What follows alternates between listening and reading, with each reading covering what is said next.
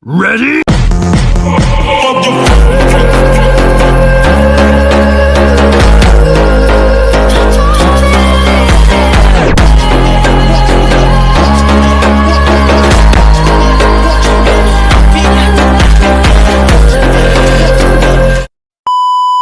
Upgrade DB box dengan tarik kabel bumi daripada main DB ke sub DB dekat dapur, sebab sub DB bahagian dapur tak ada kabel bumi.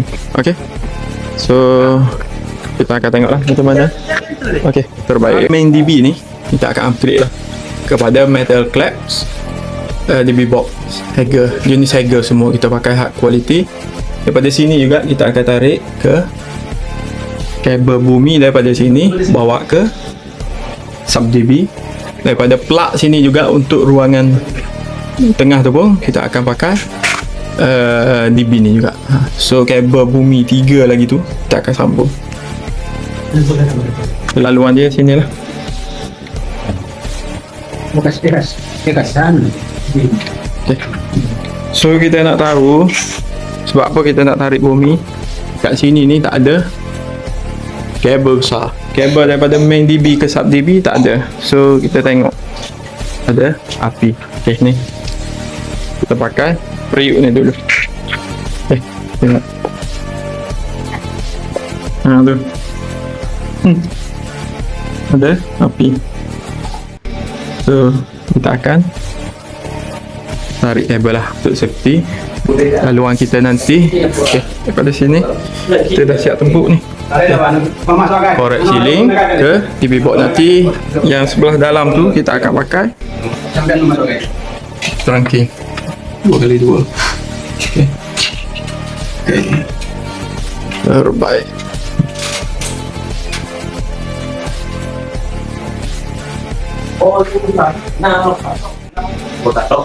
Peluang ke sebelah mana lah.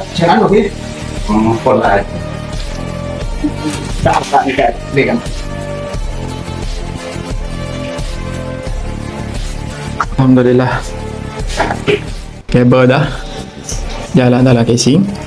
Okay, so turun dekat sini, so lalu bawah tu ke sini sekali. Okay, sana pun sama, kita dah siap fitting semua. Okay, tinggal untuk bahagian dapur. Ini mana tu dia letak? Belum ikut. Yang ni turun ke sub DB ni. Yang ni untuk kegunaan TIS. Satu lagi untuk periuk nasi. So dekat sini kita pakai size kabel 4mm. Kabel 4mm. Ok, so yang ni kita pakai 10 daripada sini ke sini. Ok,